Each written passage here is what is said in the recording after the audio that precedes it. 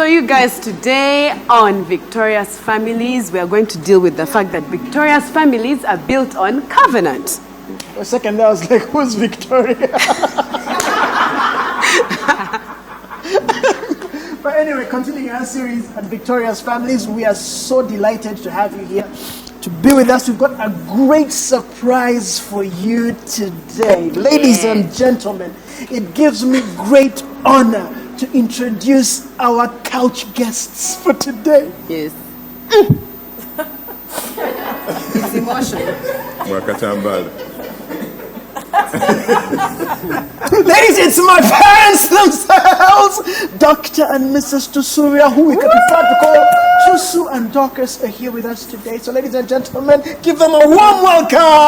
Yeah. Just me, I can't call them Tusu and Dorcas.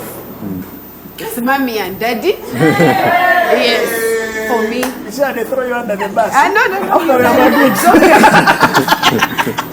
Yeah. So they've been married for 39 years. Yeah. They've known each other longer. They met a long time ago.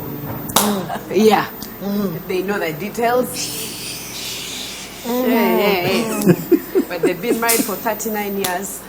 One of the biggest reasons, apart from God, that we've managed to stay married is because they've modeled what it means like to stay together, to be together. My mother once said to me, if a boy can't look you straight in the eyes, don't trust him. And then also, I trust you.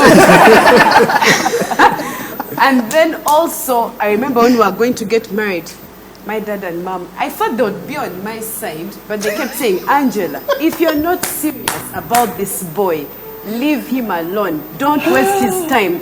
I'm like, I thought you should be telling him to be serious about me. But they also told you the same. But they're like, if you are not serious about each other, don't even start. Don't take this journey. And so here are two people who are serious about each other. Yeah. And Serious. Yeah, he's looking into her eyes. So we're very excited to have you here. 39 years is a very, very long time. And looking at how marriages have been, we've been watching marriages, you know. I mean, some people have been married, 3 months? And they call it quits. But you guys have been at it for 39 years and still going. And making marriage look so good and simple that anyone would, just watching you are like, we want what you guys have. So I just have a question for you. 39 years, how have you managed to stay married for 39 years? But it's not a long time. Okay, I'll start. 39 years.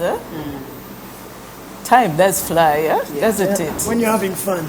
Yes, I actually remember when we met. Oh, when I first saw you. I remember you were putting on a brown T-shirt. Yes, I remember. Putting on a brown T-shirt. I saw you and you were really handsome, huh? You had a beard, yes, I like the beard. And my heart skipped a bit. These things are not in books. It really happens, yes. My heart skipped a bit. Anyway, I want to start by thanking God for being with us for the last 39 years. We give glory and praise to Him for seeing us through all those years of love and friendship.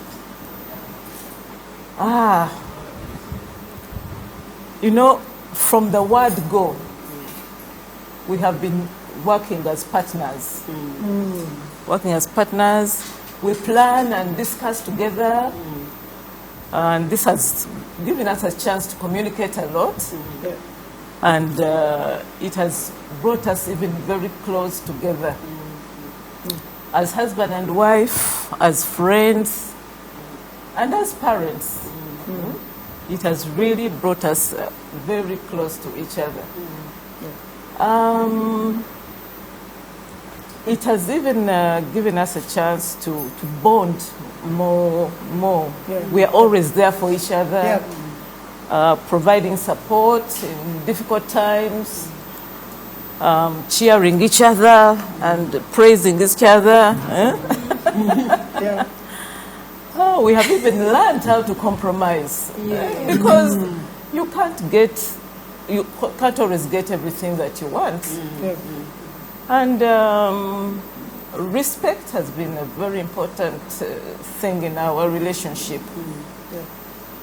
I think what I have learned is that what you get out of your marriage is what you put in.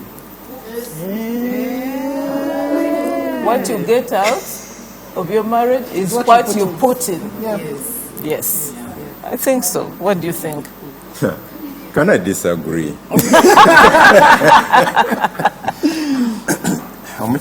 Sorry, we are speaking English. I'm trying to remember this man, I think it was Einstein.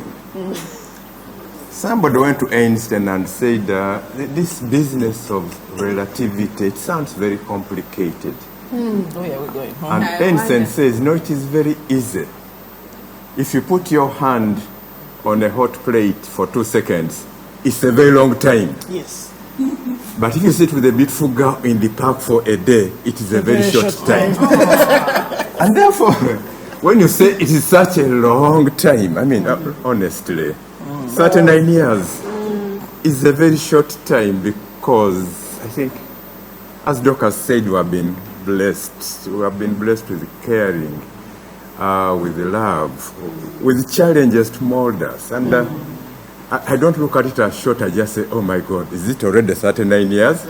It's like when you tell Angela, please get home by 10 p.m. and she said, oh my God, it's already 11 p.m. Yes, that kind of thing. You just to pick up on something that both of you have used the word challenges. Yeah. And yet when we look at your marriage, your marriage looks challenge-free. Challenge-free. That, you never face any struggles, you never have any conflict. Are there any forces, both external and internal, that you can look at and say, these things came and they probably shook us a bit, and how did you handle them? From some of the stories you've shared with me, I know that when you are giving birth to me, you had to be in hospital by yourself. I guess also because of the season, but I was just thinking, if Emma left me at the hospital by myself, the next day I'll be like, dude, you're going to Kwanjura me again. Of course it was the season, but then also at some point Daddy has to travel. At some point, I remember you're in class, you're studying. How do you weather those? Yeah, go first. Well, I think those challenges really come, but you have to find ways and means of getting over them, and you do that together. We have so many stories. The first challenge that I remember, when we had just gotten married, I got married before I was confirmed. And that is another story. We were wedded by our friend, the late Bishop Bamoze. Yes.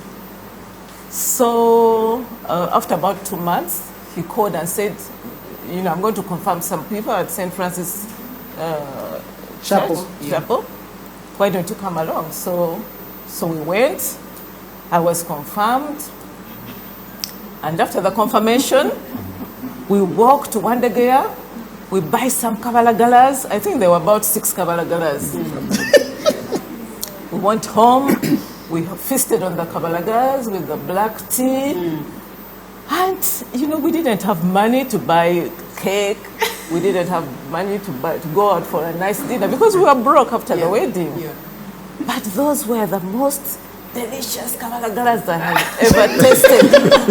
We were happy. Yeah. We were in love. Yeah. Who cares? And it is not the food that you eat. It is who you eat it with.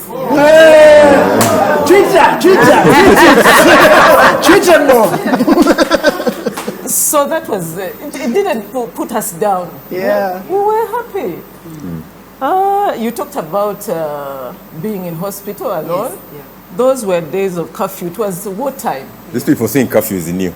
No, it is not. If it's That a new was word. in 1981, and there was a curfew, and the contraction started at night around 2 p.m. So please add that breaking the law was punishable by death at that time. Yes. On site. Oh, wow. And the soldiers would just shoot you, so you understand, eh?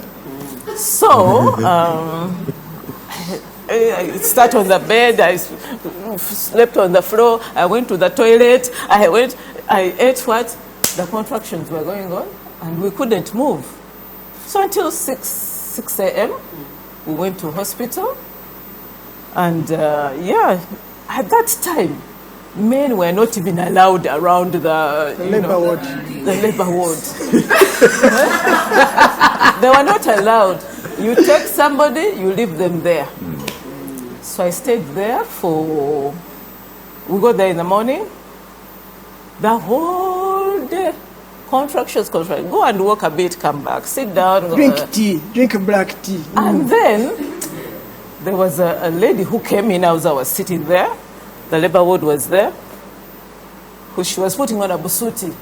Came in, removed the sash, threw it there, removed the busuti as she was walking. Everything. Wow. Left the things on the way. Entered the labor ward. 2 minutes, the baby was there. Me, I was there. Alone. Okay. So I had Angela at about 8 p.m. Wow. And he couldn't come until the following morning because there was curfew. Yeah. And, you know, I was still in the labor ward. He came. They told me to get up. I walked to go out because he can't come in. So those were the times. Yes, those are. You know, those challenges come, but you have to find ways of getting over them. And I think really, like you said, I think it was about the foundation. Because everything I can think of which could have been a challenge gave us opportunities. You know, we've got big families. You guys know them. And these were the days of AIDS. Guys are talking about the COVID pandemic. AIDS was a terrible challenge because people were dying daily. They were going for burials all the time. And therefore, you know, a lot of your cousins and nieces, we brought them up. And we were poor. She said we were poor after the wedding. We were poor before the wedding. So let's get this very clear. We had nothing in that flat in Mitchell Hall apart from the hard university furniture. But the foundation of God and the foundation of love, shaking it is not easy because it gives you a different attitude. And therefore, instead of that being a challenge, it helped us to expand our hearts and say, wait a minute. You know, sometimes we think we are suffering, but we're not really suffering. I think this is not a story I told because I read it. You know, when somebody prayed to God that, oh God, please give me shoes. And God said, you are lucky. Your neighbor doesn't even have feet, and you are praying for shoes. So be thankful that you have got feet. And therefore, I think we learned early in life to count our blessings. So when you count your blessings, the challenges actually disappear.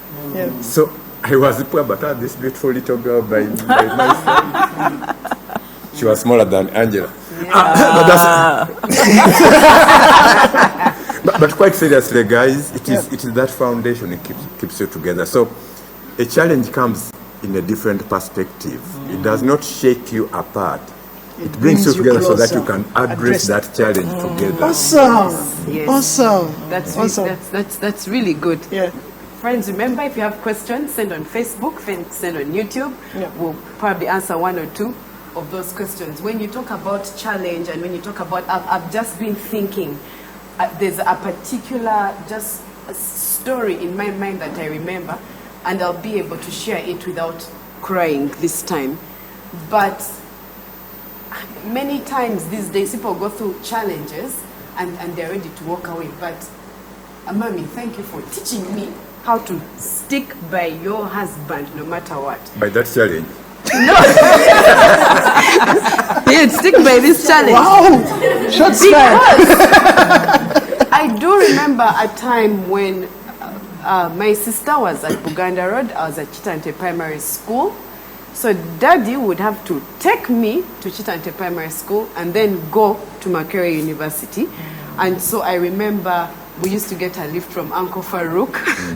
He would drop us at the Mulago Shell, and then he would walk with me to Chitante Primary School, and then he would walk back and pass through, what's that? Katanga to go to Makerere Faculty of Technology. Almost every day before he got a car. Now these days, you know, I hear many girls saying, when I get, you know, the guy doesn't have a car, or, but, you know, but I just, the particular day that I remember just thinking, wow, it was raining, Uncle Farouk picked us up. Those he had a small those pickup, Datsuns. the Datsun, a small pickup. We sat at the back because he would take Chitante, you know. And then I sat at the back under Atundu Valley, and Daddy sat in the corner, just at the corner of the taxi, of the pickup. And it was raining. Oh gosh. Then one of the kids asked you, you had what were those Timex. watches? Was it anyway? A cool watch? Blover, Achutron. It was a Blover, Achutron. Yes. I bought it in Canada when I was Yes. So then the person asked you, isn't your watch getting wet? Then you're like, no, it's waterproof. Like you shrugged it off like it's not a thing. And I remember thinking to myself, you have to take me to school and then come back and go and lecture university students who probably are not going to understand why a lecturer arrives late. That sort of commitment to family and to, anyway. Yeah. It's very impressive. The butterflies, Mulina butterflies. All the time. I remember growing up, used to go out every Friday. Like, how do you keep those butterflies? Someone asked last week that the butterflies in the honeymoon, then they stop. How come you have butterflies? Over what? Touch each other. You mold. Yeah. These butterflies. I think the most important thing is to get even closer to do, you know, things, sharing experiences. Yes. Sharing experiences, like we love traveling. We love traveling together. Yeah. Recently we were in Rome. Mama. We went to Venice. We sat on the gondola and the was singing for us as they were rowing. You know, those shared experiences. Yeah. We love music. We love to dance. Sometimes when we're at home, he gets out his guitar, he plays, and we sing. I sing out of tune, but who cares? Who cares? Sometimes we have those old music, our old LPs. We have a turntable. Some of you have never seen a turntable, but we have one. So we dance to our, you know, music, you know. Oh, we have our little surprises. Little surprises. I know he loves certain foods he likes to eat. Quiche Lorraine. So one time I Chichi, wandika? Quiche Lorraine. With a K? So he knows I like my cup of tea before I go to sleep. It will always be there. It will always be there. What do we like to do? But you know, what is most important is to keep that fire burning. Yes. Keep the intimacy alive. You know what I mean?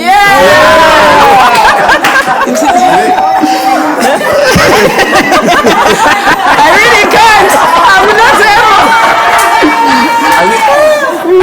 I think She's not able to can. I think we are very fortunate because we started with nothing but each other. And I mean, this is literally true. Yeah. Okay, I had a guitar. And I had a Sansui music system. Those are the two things I came back with from Canada. That was it. And a lot of books, of course, novels and so on. And therefore, being together started with walking to town together. You know, remember the early days, I would go to town, if the day was good, I would walk to Nachivuvo market, Owino. Yes. Buy enough food for the day, walk back through Makere Chivulu to Mechoho, and that would be our meal. And next day, the routine would continue, and we were happy. It didn't matter. You remember Chibedi Andrew? Yes. Would send him to buy half a kilogram of mputa. What is mputa called in English? Nile Perch, yes. And it will be delicious. So, you know, when you learn to delight in little things, then staying together is not, maybe it is a challenge for some people, but, and then beyond that, there's this promise people make, which for us was very serious. That's why I was asking you guys, that before you even go to church, please be sure of each other, because when you step up to the altar and make this covenant before God, then it has to mean something to you. Yes. And I would rather you don't get married, go and have your children, you still have the children, regardless, but don't make the commitment in faith unless you know that it is for life. I think this we must always remember.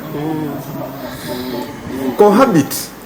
It's okay. I will not condemn. No, we can't condemn you because we are not holy. We have got our challenges. We are not perfect individuals. We are not holy people. But we are together. And therefore, don't commit. We don't condemn, because if we condemn, well, you know it's wrong to condemn any person.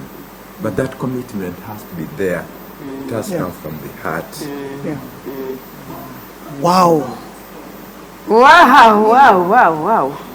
Am I looking serious? No, it's just the things that I'm wondering whether to say the views shared by my dad are not necessary anyway.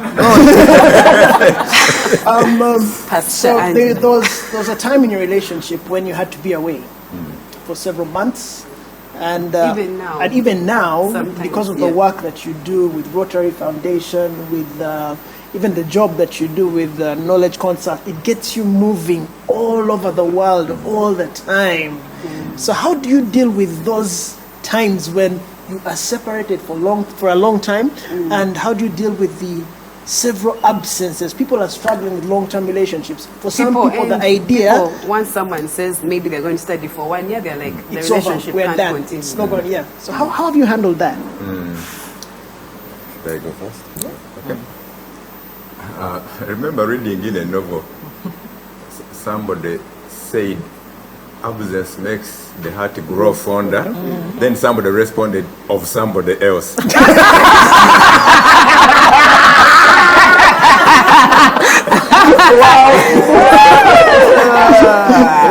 But seriously, in our case, it didn't happen. It's interesting that people even think it is long distance. People don't understand what long distance is. You know, you can now communicate on WhatsApp and everything all the time. But picture the days. It was 85. 85, that's the longest I was. It was for 3 months. I had the UNESCO Research Fellowship in Canada. For 3 months. And guess what? How did they construct? No sooner had I left Kampala than the Okellos took over. Wow. Yes. Was it 85? It was 85. Yes. I mean, Canada, these guys are in Mitchell. There's no communication. You can write a letter and hope that you get a response before 3 months. So long distance, what is long distance when you can communicate? So nowadays it is very easy, and Dorcas knows that along the journey wherever I'm going, at each transit point, she'll know where I am. As soon as I arrive, she'll know where I am. As soon as I get her, we shall talk. So when you communicate with somebody you know, and you can even sense what they are saying without communicating, it becomes a bit easier, but it is tough. Yes. And I'll make some confidence. She knows then. I'll actually tell her. One time, I think it was Marrakesh, I was leading the Uganda delegation to the ITU, plenipotentiary. And because I must have said something which sounded clever in the plenary, we were invited by the American ambassador.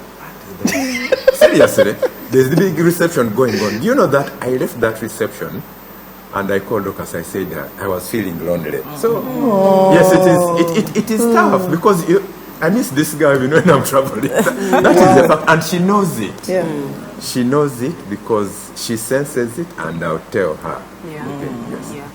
Yeah, and when he's away, that is when, I know when he's coming back, the butterflies.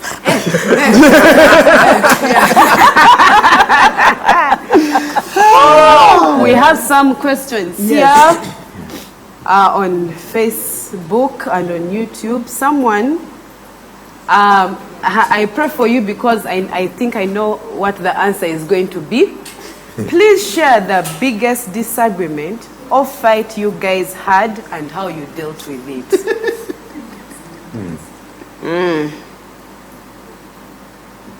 Should we answer that? Yes. You want to go Yeah, first? please answer. Well, I'll just make one statement, and that is, when you tell people that we have never fought, we have never quarreled, we don't believe you. Yeah. It has Yeah. never happened. Yeah. 39 years. Yes. That's it. That is. Never. Guys, we are not telling lies. No, it's I've never seen you fight. I've never seen you. I've never seen it. Bishop Mamoze, late Bishop Mamoze, said that any couple which when they close the door of their bedroom, you don't hear any laughter and smiles and so on, you know, they have a challenge. You are supposed to get some, I'm not talking about sex or whatever, but you're supposed to have, you are together. Yeah. For example, she likes putting things above the bathroom door so that they can drop on my head. She'll stop. She'll stop. Oh, wow. What about when there are times when I'm in the bathroom and I look, there's no towel. I say, Toso, can you please send me the towel? He opens the door and has the comb. Did you ask for a comb? Handkerchief. But the point is, as couples, you must learn to forget your age. You know, children have fun. It's true. And, It is true. They have fun. You know, when children, you know them. Yes. They'll be disagreeing one moment and then they're hugging the next moment. So the issue disappears. I mean, Yeah. because you are playing all the time, you are still children together, even if you are grandparents. You must have that fun and the pleasure of doing little things, going out, look at the flowers, and that is part of life, and you keep going. I think Emma will ask the final question, and then if you have That any... will be yours. Yes. Depends on what you're asking. So the question is on finances. How do you handle finances? Is it joint account? Who's in charge? From the word go, we've all had different accounts. Different accounts, but somehow we work together. If I don't have money, I tell him, yeah, I don't have money. Or if we have some investment that we want to do, we all bring in some money and, somehow we work together. But we all have different accounts. What do you have to say? Yeah, and that's right. The business side is always joint. We have a common account. So when had the little shop in Wandegea, we had the shop in Wandegea when she was doing dresses for girls on campus and all that. When I started in construction, all that was together. But the fact is, I'll never get an amount of money and she does not know about it. Yeah. And vice versa. Yes. So, to me, trust is not about the fact that you have a joint account. Actually, in some ways, that can imply distrust. I'm sorry, I'm not criticizing joint accounts. Yes. We hear you. There's a certain statement that we must keep our money together so that I know what you what's have happening. and you know what I Yes. have. But if I can know what you have and you can know what I have without it being together, what difference What's does the it point? make? No. Our first car was bought from her UNDP. I remember the famous UXM 983 Violet. Yeah. Very smoky but beautiful. It was smoking. No, it was badly designed, that's why. But But those days, the salary in Makerere, I could not survive. She got a job in UNDP as soon as we came in, so she sustained us. So, I mean, it becomes easy. It's not a problem. So at any time, she'll know exactly what I have on my account and vice versa. At any time, if there's any major expenditure, we'll discuss it. If it is charitable, she can give, I can give, we can give together, because being charitable is part of life and still brings you even closer together. Because caring about others, so you don't become God, but you get that little feeling that maybe we have got a little slice of God in us. Or maybe Talk about Rotary. Rotary, for that matter. I mean, Rotary brings us together. We are both. Do you have your pin? It's there. Yes, it's there. Well, It's not a show off. It is a sign of mutual recognition. It is that we belong to the same family. We care about the wellness of communities. We don't give handouts. We give hand-ups. So again, together with that, we have been involved, and has made life easy in terms of holidays, because there's a Rotary convention somewhere every year. We plan our holiday. They don't pay, you pay, and then. But two questions. One, today many couples are facing financial challenges. So you'll find the question here. Women have become more financially able and are able to provide for their family, and men are absconding it. Would you speak into that? Daddy, can you speak into that? Mommy, can you speak into forgiveness? I know you're a very, very forgiving person. I've seen you in spaces you forgive easily. So can you just talk about the role of forgiveness in your marriage together? Daddy, can you talk about the financial thing? Women have become more financially able and able to provide for their family, and men are absconding it. Can you speak into that? Maybe. But when we got married, she was more able to look after the family. So what does that mean? There is a certain insecurity, and I think it is personal insecurity. Maybe it is bred into us by our upbringing. This macho thing, that if a woman has more money, then your ego as a person suffers. And I think it is important for people to mature and get to the level of ego security. Ego security, this shouldn't sound academic, but there's this thing people call Maslow's triangle. Most of them think that it stops at self-actualization, but the last one he did has got a higher level, which is transcendence. And at that level, you have got ego security, because if you are secure in yourself, it does not matter if somebody has got more than you do. It does not impact on you. It does not matter if you are building them higher than you, because that, especially for us teachers, that's your responsibility. And therefore, you strive so that your children can go higher. If my spouse can go higher than me, I'll be very happy. I'll say, wow, this is wonderful. And therefore, especially for the men, what is the male singer called? Good.